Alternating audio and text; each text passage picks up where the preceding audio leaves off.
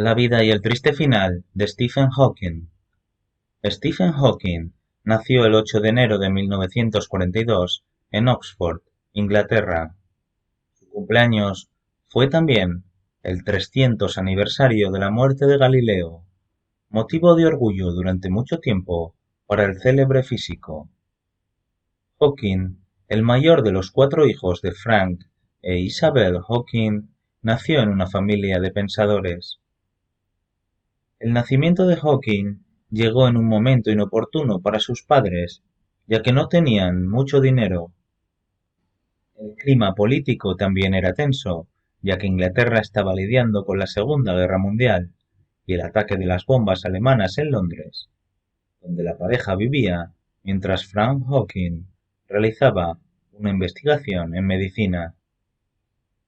En un esfuerzo por buscar un lugar más seguro, Isabel Hawking regresó a Oxford para tener el primer hijo de la pareja. Los Hawkins continuarían teniendo otros 2 hijos, Mary y Philippa, y su segundo hijo, Edward, fue adoptado en 1956. En 1950, el padre de Hawking tomó un trabajo para administrar la división de parasitología en el Instituto Nacional de Investigación Médica. Pasó los meses de invierno en África haciendo investigación. Quería que su hijo mayor estudiara medicina, pero a una edad temprana, Hawking mostró pasión por la ciencia y el cielo. Esto fue evidente para su madre, quien, junto con sus hijos, a menudo se tiraba en el patio trasero en las noches de verano para mirar las estrellas. Stephen siempre tuvo un gran sentido de lo maravilloso y pude ver que las estrellas lo dibujarían, dijo una vez su madre. Hawking ingresó al University College de la Universidad de Oxford a la edad de 17 años. Aunque expresó su deseo de estudiar matemáticas, Oxford no ofrecía un título en esta especialidad, por lo que Hawking gravitó hacia la física, y más específicamente, la cosmología. Por cuenta propia, Hawking no dedicó mucho tiempo a sus estudios. Más tarde calcularía que promediaba alrededor de 1 hora al día enfocándose en la escuela, y sin embargo, no tenía que hacer mucho más que eso. En 1962 se graduó con honores en Ciencias Naturales y luego asistió al Trinity Hall en la Universidad de Cambridge para obtener un doctorado en cosmología. En 1968, Hawking se convirtió en un miembro del Instituto de Astronomía de Cambridge. Los siguientes años fueron una época fructífera para él y su investigación. En 1973 publicó su primer libro, altamente técnico, The Large-Scale Structure of Space-Time, con G. F. R. Ellis. En 1979, Hawking se encontró de regreso a la Universidad de Cambridge, donde fue nombrado para uno de los puestos más renombrados de la enseñanza, que se remonta a 1663, el del profesor lucasiano de matemáticas. En una fiesta de Año Nuevo en 1963, Hawking conoció a una mujer, una joven estudiante de idiomas llamada Jane Wilde. Se casaron en 1965. La pareja dio a luz a un hijo, Robert, en 1967 y una hija, Lucy, en 1970. Un tercer hijo, Timothy, llegó en 1979. En 1990, Hawking dejó a su esposa Jane por una de sus enfermeras, Elaine Mason. Los dos se casaron en 1995.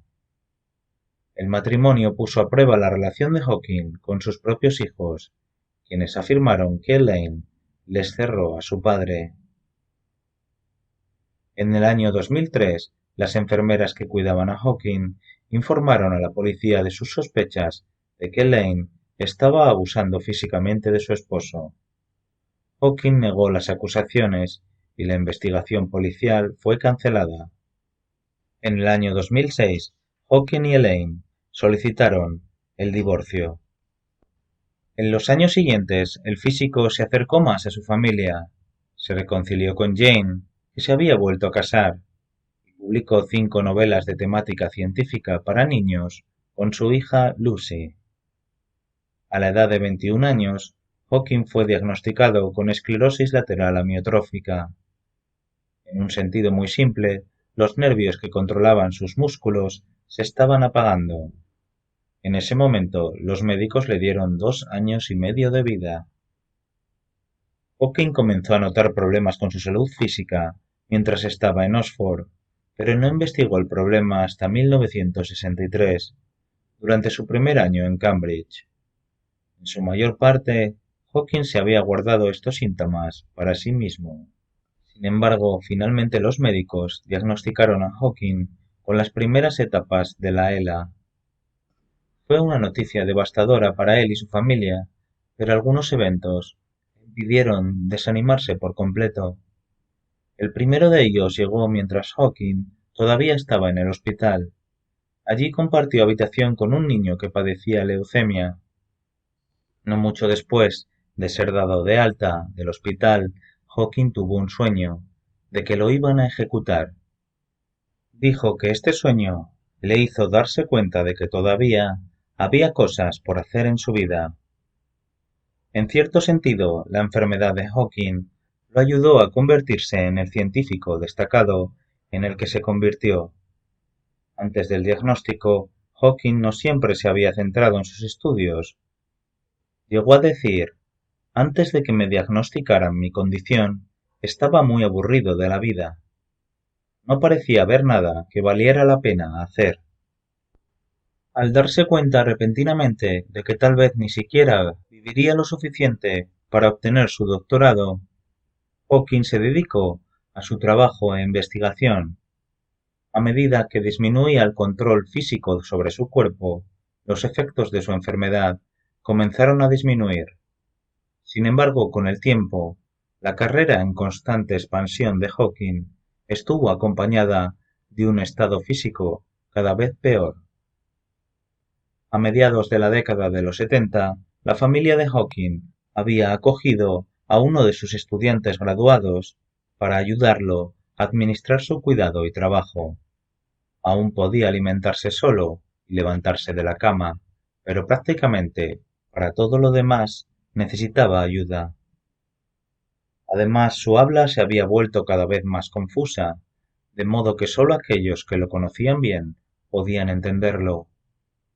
En 1985 perdió definitivamente la voz tras una traqueotomía. La situación resultante requirió cuidados de enfermería las 24 horas del día para el aclamado físico. En el momento de su presentación, Hawking, que todavía usaba los dedos, seleccionó sus palabras con el clicker de mano.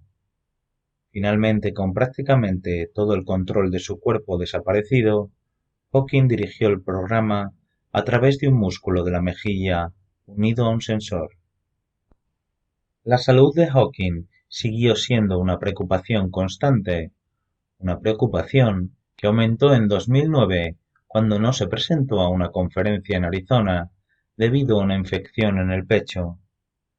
En abril, Hawking, que ya había anunciado que se retiraba después de 30 años en el puesto de profesor lucasiano de matemáticas en Cambridge, fue trasladado de urgencia al hospital por estar, como los funcionarios de la universidad describieron, gravemente enfermo, aunque más tarde se recuperaría por completo.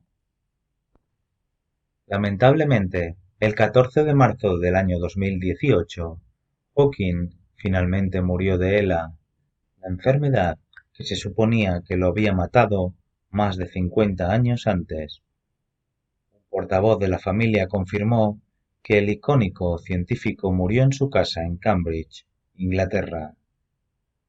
Un sentido adiós, Stephen Hawking.